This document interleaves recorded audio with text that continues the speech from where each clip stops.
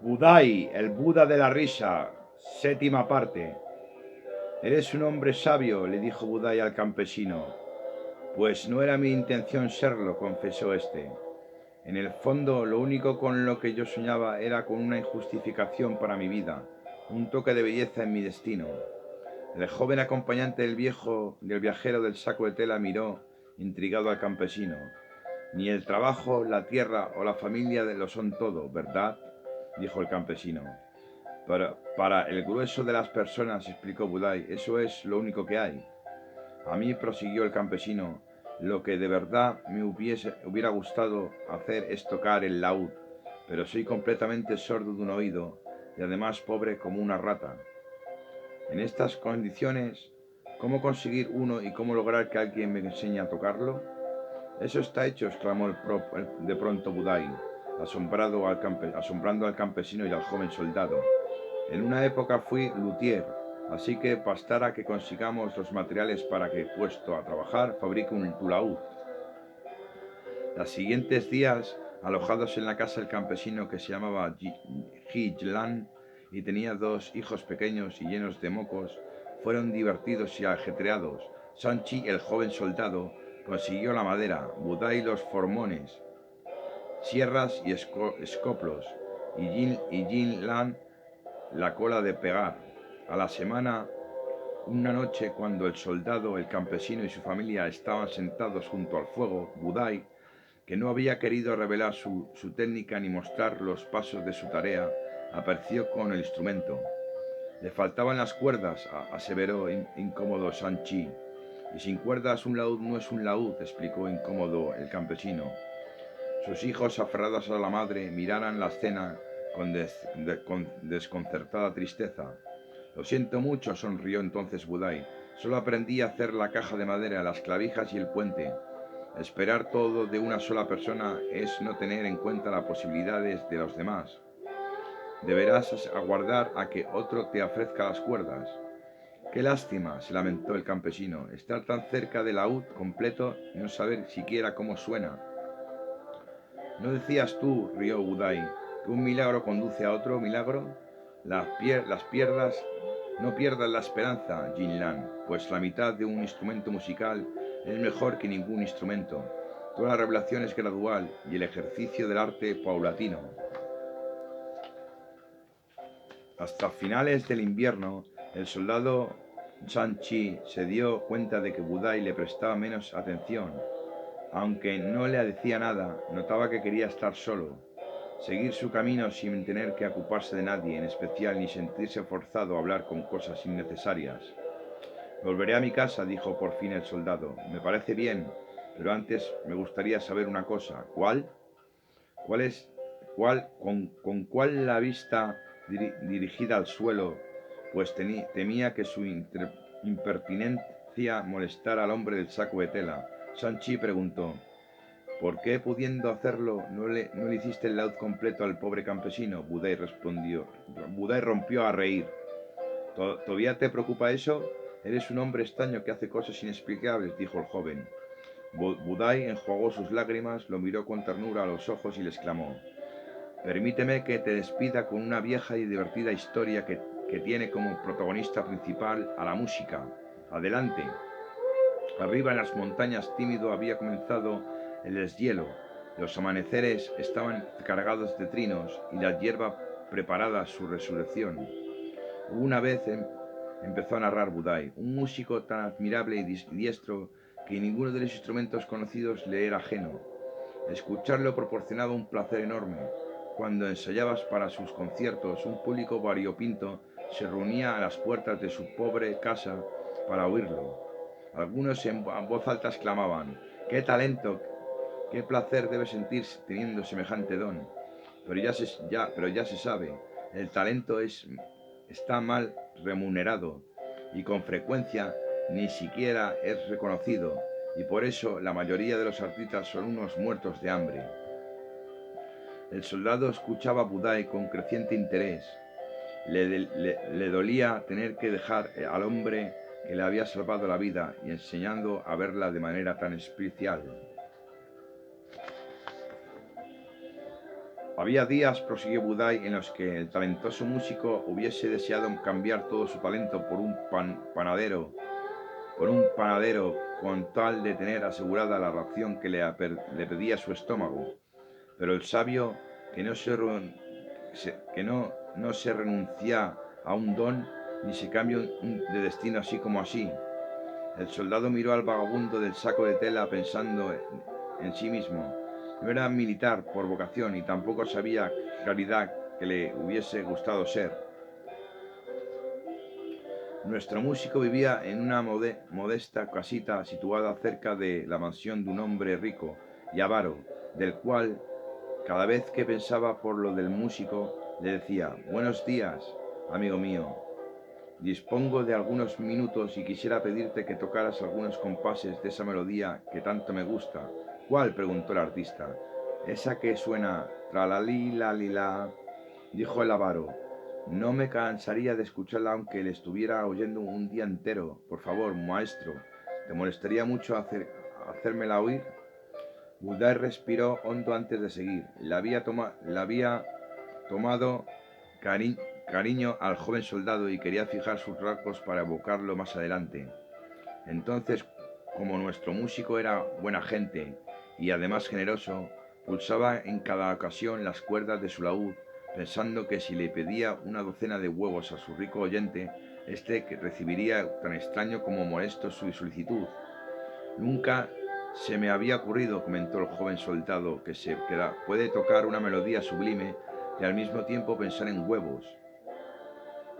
«Precisamente de hambre se trata», prosiguió Budai.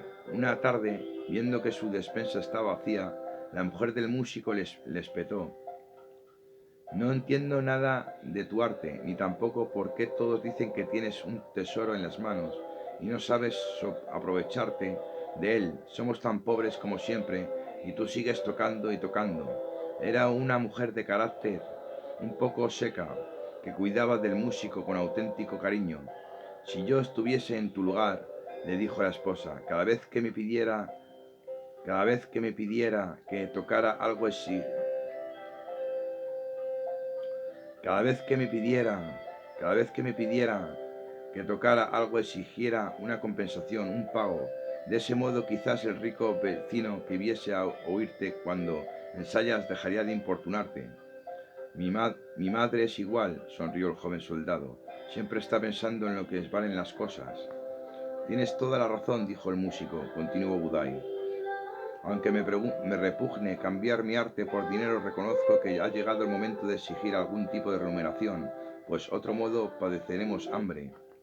Por favor, no olvides recordármelo de tanto en tanto. Puedes estar seguro de que me acordaré de ello», exclamó por su parte la mujer. A partir de ese momento, dijo Budai, esposa y esposo actuaron según lo acordado.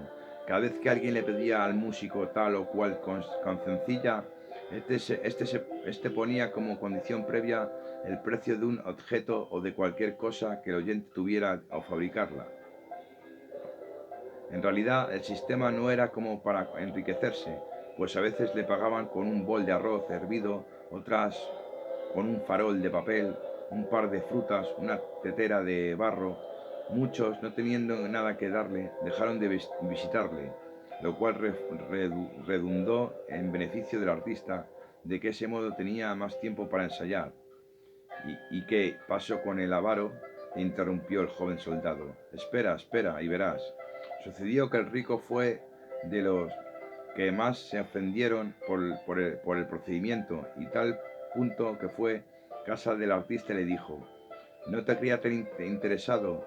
De verdad me extraña que pongas precio a algo tan excelso y sublime como la música, que está en tus manos tanto como en el aire que lo transmite.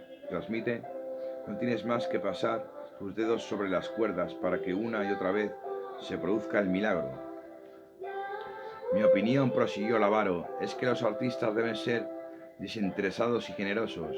El joven sacudió la cabeza con disgusto. Aquel pedir y demandar como si todo le fuera debido constituía la característica más desagradable de los ricos y poderosos. «Mucho le agradaría», prosiguió Budai, citando el músico del relato, «complacerte, querido vecino, pero y aunque es cierto que nada material puede compararse a la delicia de una buena melodía, mi esposa se quejaba de la que las notas y contrapuntos no llenan nuestra despensa. Es lamentable, para las alabanzas y los suspiros de admiración no se comen. Está bien, dijo el avaro, un poco incómodo, puesto que es así, metete la música donde te quepa, que yo os pasaré muy bien sin ella. Vaya actitud, dijo el joven soldado. Lo cierto es que el avaro dejó de ir a visitar al músico durante muchos días, para alegría del artista y de su esposa, que así pasaban más tranquilos el tiempo de sus respectivas ocupaciones. Sin embargo, como no podía resistir el insulto y silencio de sus noches y la vacuidad de sus tardes, el rico volvió a la carga. Vengo a ver, le dijo al del laúd en la puerta de su casa. ¿Y te resultará molesto tocar aquella melodía tan hermosa? ¿Recuerdas? Tralalí, la, li, la. Sueño noche y día con ella. Me fascina y obsesiona. Mi primer impulso del artista no fue tomar un instrumento y ponerse a tocar, pero una dura mirada de su esposa se lo impidió. Uy, uy, uy, suspiró el joven soldado, con una auténtica mujer hemos topado. Ya sabes, prosiguió el músico, que no puedo tocar ni regalar mis precioso tiempo sin recibir nada a cambio. ¿Aún persistes en ello?, dijo el avaro. Una actitud mezquina e indignante de un artista. El indigno es él, exclamó irritado el joven militar. Por desgracia, cuando me siento a la mesa, respondió el músico por la boca de Budai, soy un hombre como tú, tengo hambre y sed y después sueño. Mi cuerpo no vive únicamente de música. Qué tontería, dijo el avaro. Qué sobrevía tontería. Después de todo no te estoy pidiendo más que unas notas, mis favoritas, tralalí, la la la, li la. ¿Cuánta gente necia hay en el mundo?, suspiró el soldado. Si me das 2 litros de leche, dijo el músico, estoy dispuesto a tocar para ti unas 2 horas. Budai se rascó la calva, midió el interés de su oyente, volvió a escupir y prosiguió. Al regañadientes el avaro hizo sus cálculos y pensó en el pro y en el contra, hasta que, viendo que el artista se mantenía firme en su postura, aceptó los términos del contrato. Pero tocarás 2 horas exactas, ni un minuto más ni un minuto menos, dijo el rico. El artista asistió, tomó su laúd y, empuñándolo con destreza, desgranó durante 2 deliciosas horas la melodía favorita del avaro. Dado que había tenido más tiempo para ensayar, su arte había mejorado y la música sonaba más irresistible que nunca. Acabado, pues, el concierto, el avaro se retiró, desapareciendo sin pagar la deuda al día siguiente ni al otro, como si nada hubiera pasado. Reapareció al 5.º día, golpeó la puerta de la casa del artista y le dijo: vengo a pedirte aquella melodía famosa que tanto me gusta. El músico molesto sostuvo: ¿por qué no he recibido los 2 litros de leche que habíamos acordado que me pagarías por mi trabajo? Es cierto, comentó el joven soldado, completamente inmenso en el relato. ¿2 litros de leche?, preguntó el rico avaro. Vaya, ahora resulta que la querías de verdad. Pensé que me estabas gastando una broma. En absoluto, respondió el músico. Como te dije, no puedo tocar a cambio de nada. Bueno, no hace falta que te alarmes, dijo el rico. Ahora tocaré el tralalí, la, que yo te enviaré lo prometido mañana. Lo haré con una condición, dijo el músico con voz firme, que esta vez no se te olvide pagarme. Tomando con delicadeza su laúd, continuó Budai, el músico deleitó al hacendado, pero ni al día siguiente ni más tarde satisfizo las demandas del artista, a pesar de lo cual continuó yendo casi nada a que ejecutase la dulzura del oído con el tralalí, larilí, la. Si acaso le preguntaba por la leche, había cara de desmemorizado y prometía traérsela mañana. El joven soldado daba muestras de impaciencia, no tenía la menor idea de dónde iría a parar el relato de Budai. Así transcurrieron 3 meses, continuó el vagabundo del saco de tela. El rico avaro venía, escuchaba tralilalilá y se marchaban lo más campante. La mujer del músico estaba tan furiosa que los pelos de las cejas se le pusieron de punta y amenazó abandonar a su esposo, un hombre bueno, pero sin ningún carácter. Tanto le insistía a ella que el artista acabó por dirigirle al juez del distrito, quien, admitiendo la legitimidad de la demanda, ordenó al hacerlo a que compareciera. Yo era ahora, respondió el soldado. Ya era hora, respondió el soldado.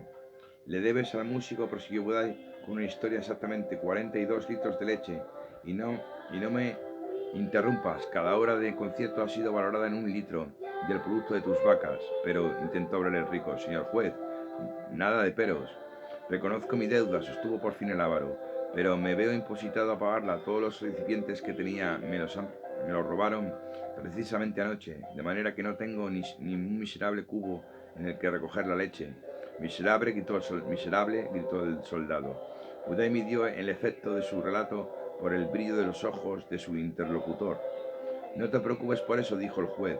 Concedo al músico el derecho de escoger de tu establo la vaca que más te guste, y ordenó que se la lleve a su casa por espacio de 2 meses con el fin de compensarle el tiempo que le has hecho perder. ¡Qué injusticia más cruel!, exclamó el avaro. Injusticia a su abuela, gritó, enojado el joven que oía la historia. Mi mejor vaca da 10 litros de leche al día, señor juez, explicó el rico. Y si cuenta usted lo que eso significa en 2 meses, resulta que es mi vecino, el artista, el que quedas en deuda conmigo. Si es así, razonó el juez, cuando el músico se haya cobrado los 42 litros de leche, irá a tu casa, te devolverá la vaca y tocará durante 10 horas diarias, deleitándote con la melodía que tanto te gusta. Suena lógico, comentó el soldado. El rico avaro no tuvo más remedio que aceptar, entre dientes, continuó Budai, la sentencia. Le dolía entregar su vaca por un par de meses, pero también le ilusionaba tener un tralalí lalilá por su misma casa. Pasados 4 días, el músico se presentó en lo del hacendado. Tenía buen semblante y estaba dispuesto a tocar todo el tiempo que fuera necesario para complacer a su admirador. El rico se instaló en un sillón, invitó al secretario del juez al hacer otro tanto y abrió sus oídos al máximo.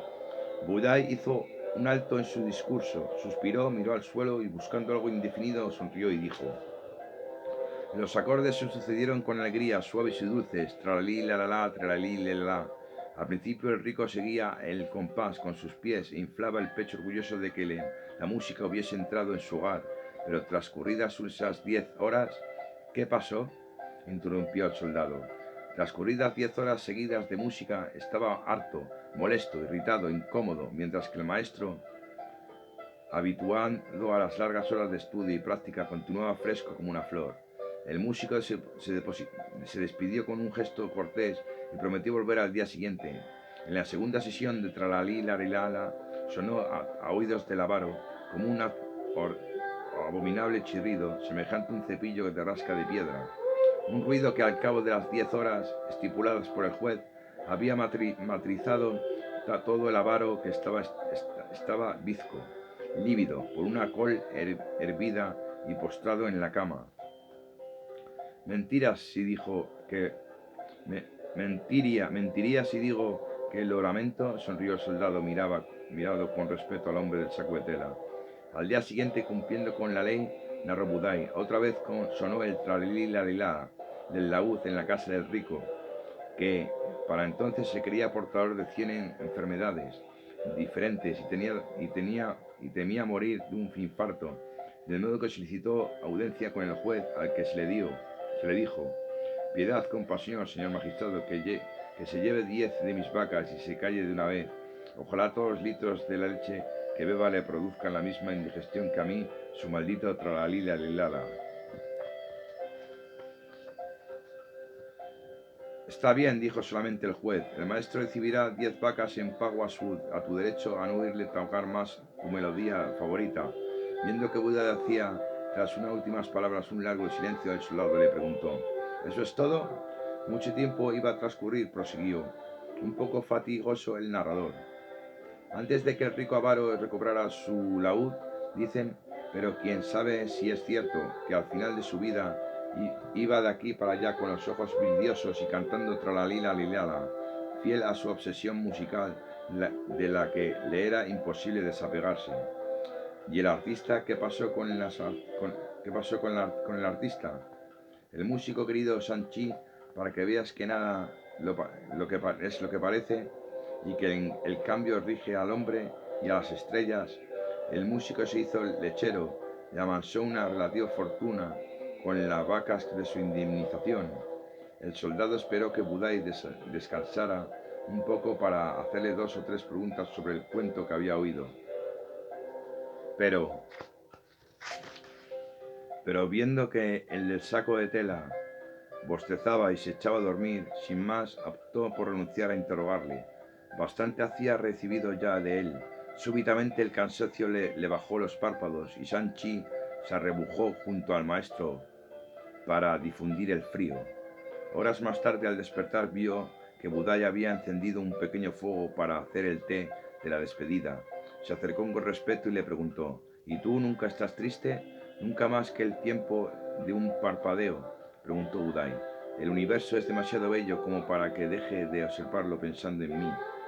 Bebieron en silencio. El camino que habían hecho juntos llegó a su fin. El joven volvería a su casa y el vagabundo del saco de tela sugería repartiendo sonrisas y risas y carcajadas por ahí.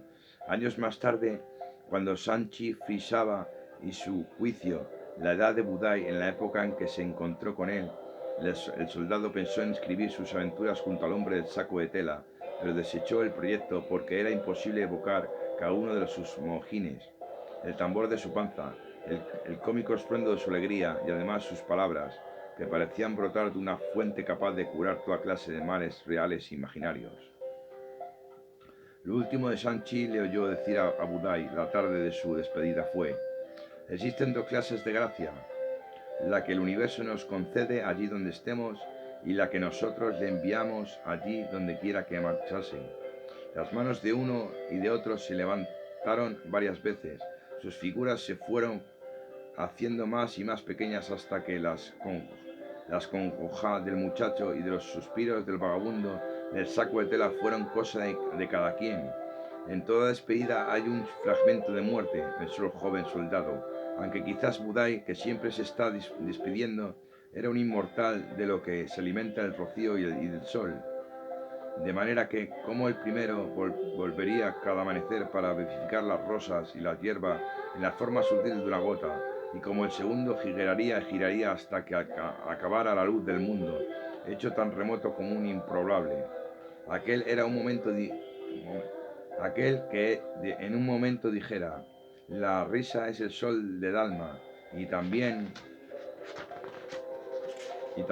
cuanto más cerca está la lengua del oído, más cosquillas hace.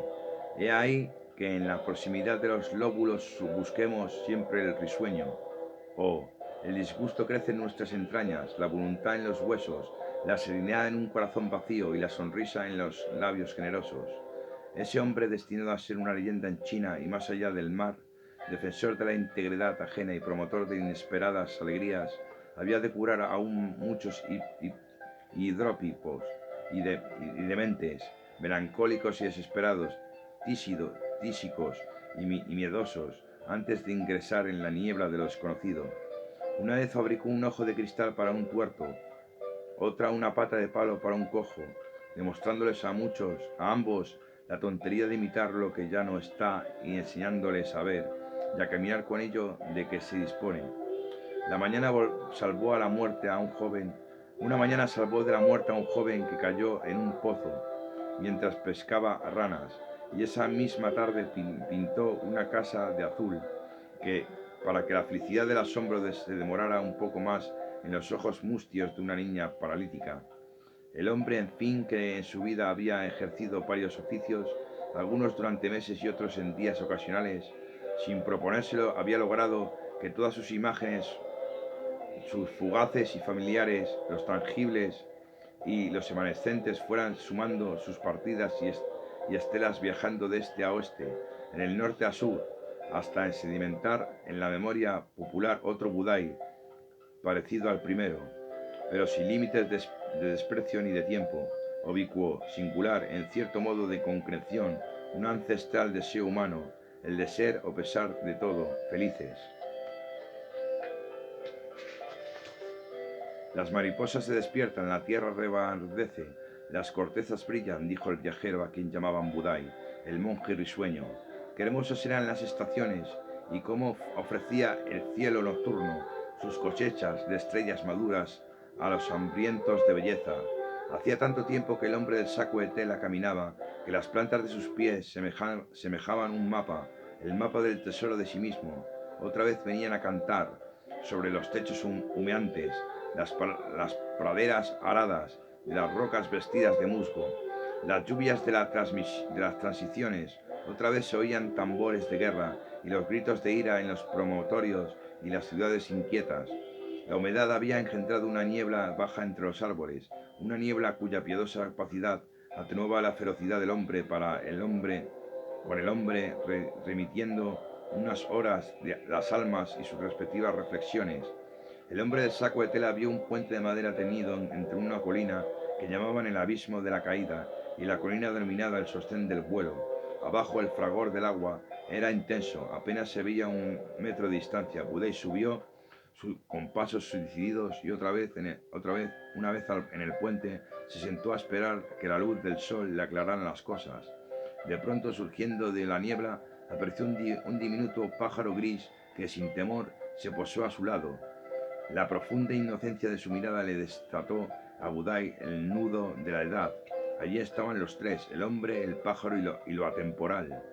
Aquellos seres cuya compañía más deseamos, dijo el vagabundo de tela, son el vagabundo del saco de tela, son los que hacen más etéreas nuestra propia presencia. Fin. Mantra del Buda gordo, Budai Milefo. Namo Milefo Budai, Om Namo Milefo Budai, Namo Milefo Budai, Namo Milefo Budai, Namo Milefo Budai, Namo Milefo Budai, Namo Milefo Budai.